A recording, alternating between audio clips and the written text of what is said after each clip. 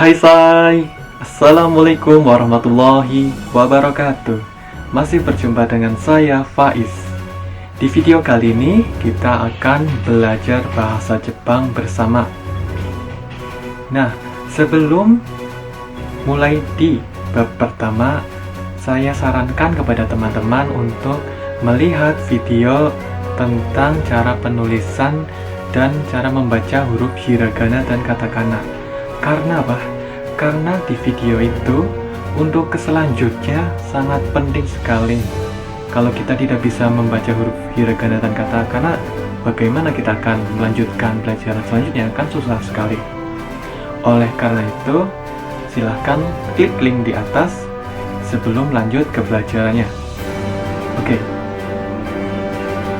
Siapkan pikiran Anda untuk menghafalkan kosakata. Yang pertama di sini ada kosakata watashi. Watashi yang berarti saya. Sedangkan watashi tachi. Watashi tachi adalah kami, kita. Selanjutnya anata. Anata adalah kamu. Kamu, iya, kamu, anata. Anohito adalah orang itu, dia. Tolong buat teman-teman, penghafalan kosakata ini kita harus diusahakan bisa menghafal kanjinya sekalian juga ya, biar sekalian menghafalkan huruf hiragana dan katakana, kanji pun ikut langsung terhafal. Oke? Minasang. Minasang, Anda sekalian. Sang yang berarti saudara, tuan, nyonya. Contohnya seperti ini. Faizu-sang. Faizu-sang. Nami-sang. Nah, seperti contohnya. Atau Anda bisa bikin contoh sendiri dengan contoh nama kakak Anda sendiri atau siapapun itu, teman-teman Anda. Misalkan kamu penasaran sama teman kamu ada yang namanya Dedi. Dedi-sang. Dedi-sang. Itu juga bisa. Selanjutnya selain sang, cang. Cang untuk biasanya anak-anak atau anak laki-laki atau perempuan di bawah usia kita itu, yang lebih muda itu, cang. Contohnya misalkan kamu punya adik kecil itu. Misalkan namanya Ami. Misalkan namanya Ami itu, kita sebut dengan Ami-cang. Ami-cang atau Bandi-cang itu, misalkan untuk usia di bawah kita, untuk anak-anak laki-laki maupun perempuan itu. Oke? Tolong dihafal dengan sungguh-sungguh ya, biar tidak lupa. Selain cang, ada kung. Kung itu bisa juga digunakan untuk anak laki-laki ya. Misalkan Faizu kung, Andi kung, bisa dipakai. Selanjutnya adalah jing. Jing ini adalah nama yang dipakai untuk akhiran menyatakan kewarganegaraan aslinya. Misalnya Amerika jing, Indonesia jing, Vietnam jing. Berarti orang Vietnam, orang Indonesia, orang Amerika. Lah, untuk kalau bahasanya misalkan bahasa Inggris, bahasa Indonesia. Kalau bahasa Inggris pakainya eigo, akhirannya ada go. Kalau Indonesia, bahasa Indonesia berarti Indonesia go. Oke? Sensei yang berarti guru. Kyoshi juga bisa disebut guru atau dosen, dipakai untuk kalangan sendiri. Gakusei, mahasiswa. Kaishain, pegawai perusahaan atau karyawan. Shain di sini yang artinya pegawai perusahaan, dipakai mengikuti nama perusahaan, misalnya Coca-Cola Sain. Soste EMC no Shain atau Izena no Shain. Ginkoing, pegawai bank. Isha, dokter. Kengyusha, peneliti. Engineer, insinyur. Daikaku, universitas. Byoing, rumah sakit. Denki, listrik atau lampu. Dare, siapa. Donata, bentuk sopan dari dare. Sai, sai yang berarti umur. Misalkan teman-teman mau tanya ke teman, "Anata wa nansai desu ka?" "Nijusai desu." Nijusai, nijusai. Berarti niju itu kan 20, sai umur. Berarti berumur 20. Nansai. Nansai ini adalah bentuk tanya. Umur, berapa umurnya? Atau lebih sopan lagi bisa kita pakai oikutsu. Oikutsu lebih sopan dari nansai. Selanjutnya, misalkan teman-teman gitu ditanya sama orang itu, kalau orang Jepang jawabannya hai. Hai berarti iya. Kalau iye tidak, bukan. Shitsure desu ka, yang berarti permisi. O namae wa, siapa nama Anda? Hajimemashite, apa kabar? Ucapan salam pada waktu pertama kali berkenalan. Dozo yoroshiku onegai shimasu, senang bertemu dengan Anda. Ucapan salam akhir perkenalan. Selanjutnya, kochira wa nani-nani sang desu, yang berarti ini adalah tuan, nyonya. Kata-kata ini biasanya diucapkan untuk memperkenalkan seseorang.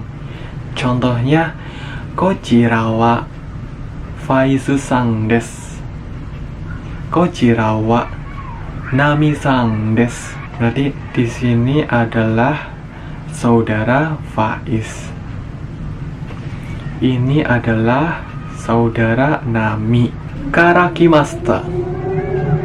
Nani-nani karakimasta, yang berarti datang dari, menunjukkan tempat asal. Contohnya, Indonesia karakimasta. Saya datang berasal dari Indonesia. Hai, selanjutnya adalah tentang keterangan tata bahasa. Tolong buat teman-teman disimak dengan baik ya, kalau bisa ditulis, karena ini sangat penting, semuanya penting. Tapi untuk dari awal ini tolong benar-benar dipahami. Yang pertama kita akan belajar tentang partikel wa dan des. Yang pertama, partikel wa adalah menunjukkan bahwa kata sebelumnya adalah topik atau subjek. Jadi kata yang berada di depan partikel wa ini adalah subjek atau topik dari kalimat. Sedangkan des ini adalah menjadi predikat. Contohnya seperti ini. Watashi wa Faizu desu. Saya adalah Faiz. Oke, tolong dihafal itu. Atau teman-teman bisa tambahkan contoh lainnya. Intinya, nani-nani wa, nani-nani des. Misalkan teman bisa, saya berikan contoh satu lagi ya. Nanti teman-teman tulis di buku dan bikin contoh sendiri. Misalkan, kore wa hong desu. Ini adalah buku.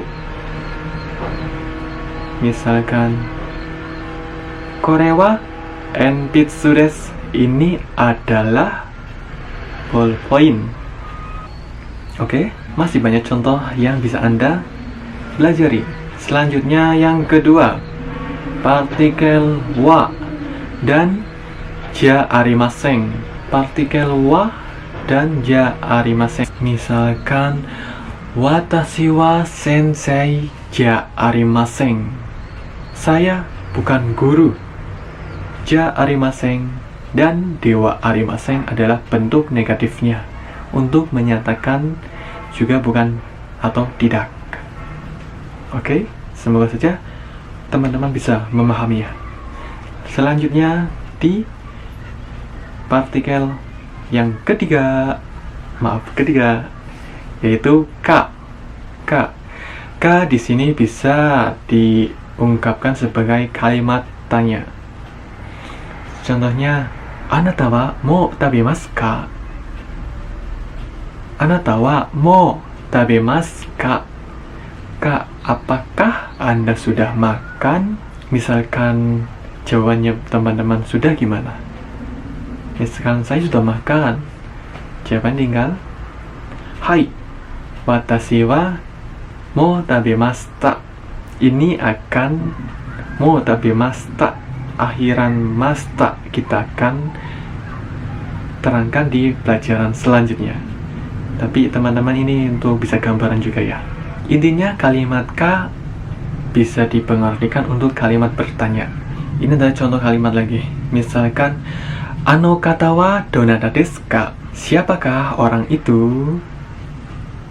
Ano kata wa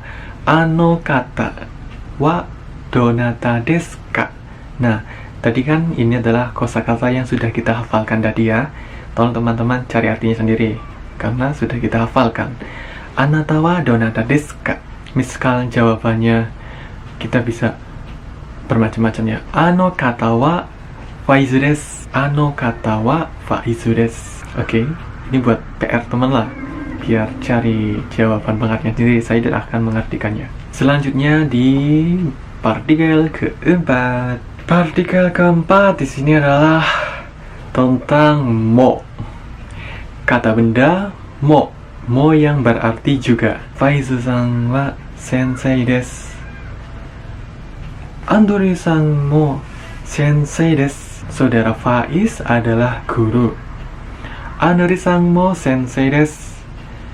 Yang berarti saudara Andri juga guru. Selanjutnya adalah partikel kelima, no. Partikel kelima, no ini pertama rumusnya adalah kata benda, no. Kata benda menunjukkan tentang untuk menghubungkan suatu dua kata benda yang dijadikan satu atau bisa disebut dengan merangkap.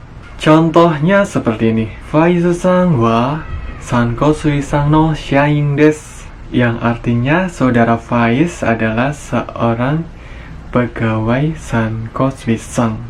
Atau contoh yang kedua, Andori-san wa Izenajima no shain desu.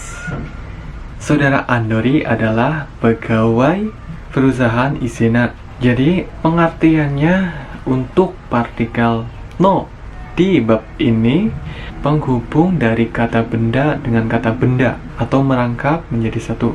Itulah partikel no di bab ini. Tapi sebenarnya partikel no itu pengertiannya luas banyak sekali ya, bukan cuma hanya ini. Tapi belum saya bahas di bab ini. Akan kita dilanjutkan di bab-bab selanjutnya. Oke, jangan sampai ketinggalan di pelajaran-pelajaran selanjutnya. Selanjutnya adalah yang keenam. Yang keenam di sini ada nani-nani sang. Sang di sini yang berarti untuk mengungkapkan rasa hormat kita kepada orang yang kita sebut. Dalam di Jepang kita selalu menghormati seseorang lah. Seseorang, misalkan contohnya kalau kita mau menyebut nama orang itu, terutamanya lebih tua daripada kita itu, atau yang sepantaran kita. Intinya untuk menghormati orang yang kita sebut namanya tuh. Misalkan Faizu-san, Mori-san, Miyagi-san. Itu intinya kalau di Jepang ada kalimat sangnya, bukan cuma kita nyebut namanya doang. Jadi untuk teman-teman, untuk tata bahasa ini tolong dihafalkan dengan baik supaya di bab-bab selanjutnya kita bisa melanjutkannya dengan mudah. Oke? Tolong yang teman-teman kalau bisa dicatat ya, jangan lupa dicatat untuk pelajaran hari ini di bab 1, karena kita akan masih ada bab selanjutnya lebih banyak lagi. Terima kasih telah belajar bersama dengan saya Faiz. Saya akhiri, wassalamualaikum warahmatullahi wabarakatuh. Sampai jumpa di next video selanjutnya.